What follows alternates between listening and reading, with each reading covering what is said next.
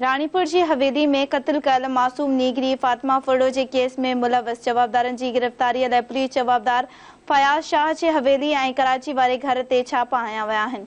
उन हवाले सां तफ़सील ॾिसूं था गुलशन चांडियो जी हिन रिपोर्ट में।